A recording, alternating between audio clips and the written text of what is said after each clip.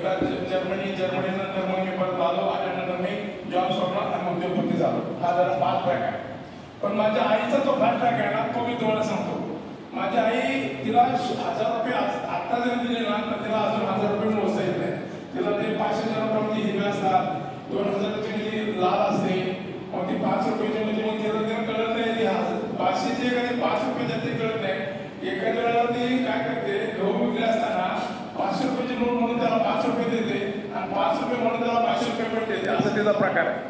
ह्या अशा आईच्या पोटी जन्माला आल्यानंतर ना आईने आम्हाला अगदी, माझे वडील सांप्रदायिक व्यवहारात असल्यामुळे आम्ही लहानाचं मोठं होत गेलो.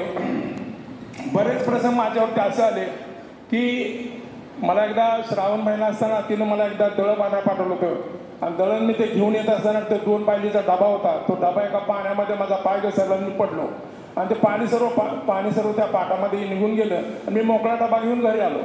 आई म्हणले, आबा मोकळा डबा कसा काय? काहीच नाही घरामध्ये, आज संध्याकाळी जेवायला नाही, काय नाही.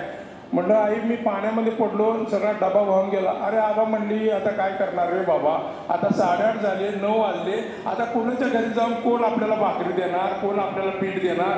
आता तुम्ही आता 4 भावंड कशी झोपणार तुम्ही माझ्या आजूबाजूला? मला काय कळलं खरं, कारण ते माझा उद्योगच नव्हता, ते आईचाच उद्योग होता. ही 4 भावंड उपाशी न झोपवता आजूबाजूला कशी झोपवायची?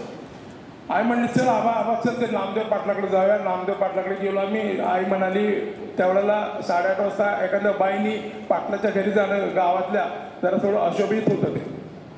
तिनं झाली, मला म्हणले, आबा कडी वाजव. त्यांची कडी वाजवली. नामदेव पाटलाची बायको बाहेर आली. ती म्हणली, तानुबाई एवढ्या रात्री कशाला आल्यास? ती म्हणली, असं झाले बघा, खायला काही सुद्धा घरात नाही आहे, काही शिळं पका असेल तर द्या तुम्ही, पोरं झोपतील आज रात्री 4 वाजता उठेल, अर्धा पायली काहीतरी दळेल तिथं जात्यावरती आणि दळल्यानंतर ना पोरासने सकाळी जेवायला दिलं. हा प्रसंग, या प्रसंगापुढे